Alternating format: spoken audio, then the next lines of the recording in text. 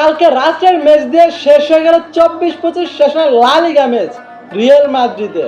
আর এর সাথে সাথে শেষ হয়ে গেল মদ্রিচ কার্লো আনচেলত্তির শেষ ম্যাচ। এমনকি তারা বিদায় নিল।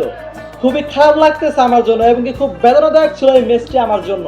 মানে মদ্রিচকে দেখা মাত্র আমি আমার চোখের পানিকে ধরে রাখতে পারিনি। একটা কিংবদন্তি যার খেলা দেখে দেখে আমি ছোট থেকে বড় হয়েছি। তবে আরেকটা নিউজ শোনা গেল যে মদ্রিচ নাকি ক্লাব ওয়ার্ল্ড কাপ খেলতে পারে রিয়ালের হয়ে।